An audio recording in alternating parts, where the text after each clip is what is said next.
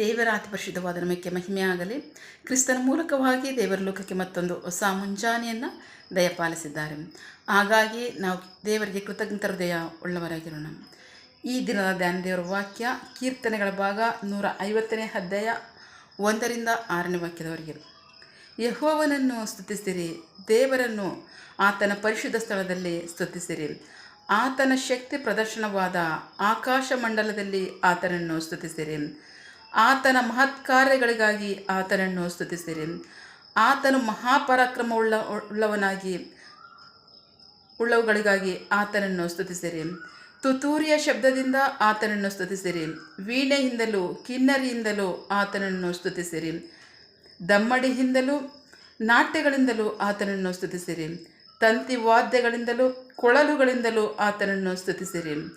ದೊಡ್ಡ ಶಬ್ದಗಳಿಂದ ತಾಳಗಳಿಂದ ಆತನನ್ನು ಸ್ತುತಿಸಿರಿ.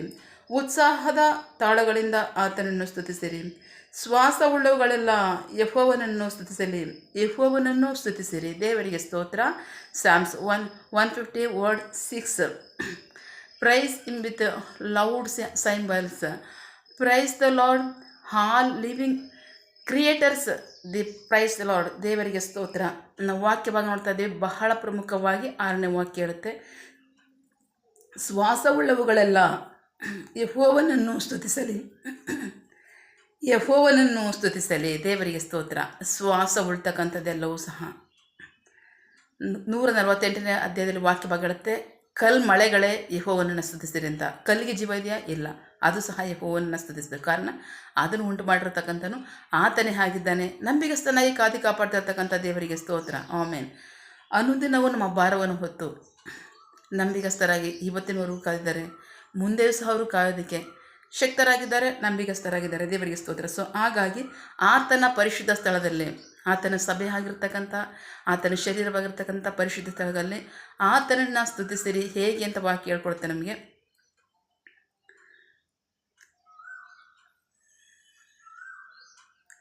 ಆತನ ಮಹತ್ ಕಾರ್ಯಗಳು ಮಾಡಿದ್ದಾನೆ, ಆತನನ್ನು ಸ್ತುತಿಸಿರಿ. ಆತನ ಪರಾಕ್ರಮಕ್ಕಾಗಿ ಆತನನ್ನು ಸ್ತುತಿಸಿರಿ. ತುತ್ತೂರಿ ಶಬ್ದಗಳಿಂದಲೂ ಆತನನ್ನು ಸ್ತುತಿಸಿರಿ. ವೀಣೆಯಿಂದಲೂ ಕಿನ್ನರಿಯಿಂದಲೂ ದಮ್ಮಡಿಯಿಂದಲೂ ನಾಟ್ಯದಿಂದಲೂ ತಂತಿ ವಾದ್ಯಗಳಿಂದಲೂ ಆತನನ್ನು ಸ್ತುತಿಸಿರಿ. ಕೊಳಲುಗಳಿಂದಲೂ ಆತನನ್ನು ಸ್ತುತಿಸಿರಿ. ದೊಡ್ಡ ಶಬ್ದವಾಗಿ ಆತನನ್ನು ಸ್ತುತಿಸಿರಿ. ಉತ್ಸಾಹದಿಂದ. ದೇವರಿಗೆ ಸ್ತೋತ್ರ.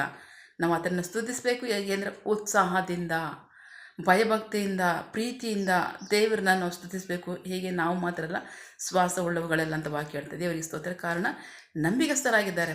ಇವತ್ತಿನವರೆಗೂ ನಮ್ಮನ್ನು ಕಾದು ಕಾಪಾಡಿದ್ದಾರೆ. ಮುಂದೆಯೂ ಸಹ ನಮ್ಮನ್ನು ಕಾದು ಕಾಪಾಡೋದಕ್ಕೆ ಅವರು ನಂಬಿಗಸ್ತರಾಗಿದ್ದಾರೆ. ಹಾಗಾಗಿ ಅವರು ಮಾಡಿದ ಉಪಕಾರಗಳಿಗೆ, ಮಾಡಬೇಕಾಗಿರ್ತಕ್ಕಂತಹ ಕಾರ್ಯಗಳಿಗಾಗಿ ನಾವು ದೇವರನ್ನು ಸ್ತುತಿಸುವುದರಲ್ಲಿ ಋಣವುಳ್ಳವರಾಗಿದ್ದೀವಿ. ಆಮೇನ್. ಹಾಗಾಗಿ ನಂಬಿಗಸ್ತರಾಗಿ ಪ್ರಾಣ ಆತ್ಮ ಶರೀರದಿಂದ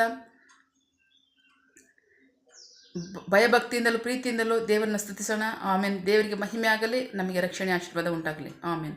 ಪ್ರಾರ್ಥಿಸಿಕೊಳ್ಳೋಣ. ಸಕಲ ಸೃಷ್ಟಿಕರ್ತನೆ, ಸರ್ವಾಧಿಕಾರಿಯೇ, ಸಾರ್ವಭೌಮನೇ, ಉನ್ನತನೇ, ಮಹೋನ್ನತನೇ, ಮಹಾಪರಿಶುದ್ಧನೇ, ಪ್ರೀತಿ ಸ್ವರೂಪನೇ, ನೀತಿವಂತನೇ, ಅಧಿಪತಿಯೇ, ಸೇನಾಧೀಶ್ವರನೇ ಇರುವಾತನೇ, ಸರ್ವವ್ಯಾಪಿಯೇ. ಸಪ ಇದನ್ನು ವಾಕ್ಯಗಳ ಮೂಲಕವಾಗಿ ನಮ್ಮ ಸಂಗಡ ಮಾತಾಡಿದಂತಹ ನಿಮ್ಮ ಪ್ರೀತಿಗಾಗಿ, ನಂಬಿಗಸ್ಗೆ ನಿಮಗೆ ಸ್ತೋತ್ರ. ಹೌದು ಕರ್ತನೆ, ನಮ್ಮನ್ನು ಸೃಷ್ಟಿ ಮಾಡಿ ಹೇಗೆ ಬೇಕಾದರೆ ಬಿಟ್ಟಿಲ್ಲ. ಅನುದಿನವೂ ನಮ್ಮ ಭಾರವನ್ನು ಹೊರ್ತಾ ಇದ್ದೀರಾ. ಶ್ವಾಸವುಳ್ಳವುಗಳೆಲ್ಲವೂ ಸಹ ನಿನ್ನಿಂದ ಅವು ಪ್ರತಿ ಕಾರ್ಯವನ್ನು, ಪ್ರತಿ ಸಹಾಯವನ್ನು ಹೊಂದ್ಕೋತಾ ಇದ್ದಾವೆ, ಉಪಕಾರವನ್ನು ಹೊಂದ್ಕೋತಾ ಇದ್ದಾವೆ. ಹಾಗಾಗಿ ನಾವು ಪ್ರಾಣ ಆತ್ಮ ಶರೀರವಾಗಿ ನಿಮ್ಮ ಮಹಿಮೆಯನ್ನು, ನಿಮ್ಮ ಶಕ್ತಿಯನ್ನು, ನಿಮ್ಮ ಬಲವನ್ನು, ನಿಮ್ಮ ನಂಬಿಗಸ್ತಿಕೆಯನ್ನು, ನಿಮ್ಮ ಪರಾಕ್ರಮವನ್ನು ನಾವು ಹಾಡಿ ಸ್ತುತಿಸಿ ನಿಮಗೆ ಸ್ತುತಿ ಸ್ತೋತ್ರಗಳನ್ನು ಸಲ್ಲಿಸ್ತೀವಿ. ನಿಮಗೆ ಮಹಿಮೆ ಆಗಲಿ, ನಮಗೆ ರಕ್ಷಣೆ ಆಶೀರ್ವಾದ ಉಂಟಾಗಲಿ. ಆಮೇನ್. ಪ್ರಾರ್ಥನೆ ಕೇಳಿದ ಪ್ರೀತಿಗಾಗಿ ನಿಮಗೆ ಸ್ತೋತ್ರ. ಆಮೇನ್. ನಿನ್ನ ಜನರು ಕೈಟ್ ಮಾಡ್ತಕ್ಕಂಥ ಕೆಲಸವನ್ನು ಆಶೀರ್ವದಿಸು. ಅವರ ಅವಶ್ಯಕತೆಗಳನ್ನ, ಅಗತ್ಯಗಳನ್ನ ಪೂರೈಸು, ಕೊರತೆಗಳನ್ನ ನೀಗಿಸು. ಆಮೇನ್. ಯಾವ ಕಾರ್ಯದಲ್ಲಿ ಅವರು ನಿರೀಕ್ಷೆ ಉಳ್ಳವರಾಗಿದ್ದಾರೆ, ಆ ಕಾರ್ಯದಲ್ಲಿ ತಕ್ಕ ಸಮಯದಲ್ಲಿ ನಿಮ್ಮ ಚಿತ್ತಾನುಸಾರವಾಗಿ ಅದನ್ನು ಹೊಂದ್ಕೊಳ್ಳಿ. ಆಮೇನ್. ನೀವು ಹಾಗೆ ಮಾಡು ಪ್ರೀತಿಗಾಗಿ, ನಂಬಿಗಸ್ಗೆ ನಿಮಗೆ ಸ್ತೋತ್ರ. ನಮ್ಮ ಪ್ರಾರ್ಥನೆ ನೀವು ಕೇಳಿದ್ದೀರಾ, ಅದರಂತೆ ನಡೆಸ್ತೀರಾ, ಅದಕ್ಕಾಗಿ ಸ್ತೋತ್ರ. ನಮ್ಮ ಪ್ರಾರ್ಥನೆಯನ್ನು ನಮ್ಮ ರಕ್ಷಕನಾಂತ ಯೇಸು ಕ್ರಿಸ್ತರ ಅತಿ ಪರಿಶುದ್ಧವಾದ ನಾಮದಲ್ಲಿ ಪ್ರಾರ್ಥಿಸಿ ನಿಮ್ಮ ಪಾದಗಳು ಸಲ್ಲಿಸಿ ನಾವು ಬೇಡುವಂತಿದ್ದೇವೆ ನಮ್ಮ ಜೀವಳ ತಂದೆಯೇ. Amen. God bless you all. ದೇವರು ತಾನೇ ಇದನ್ನು ವಾಕ್ಯಗಳ ಮೂಲಕವಾಗಿ ನಮ್ಮ ಸಂಗಡ ಮಾತನಾಡಿದ್ದಾರೆ, ನಮ್ಮನ್ನು ಆಶೀರ್ವದಿಸಿದ್ದಾರೆ. ಆಮೇನ್. All the best.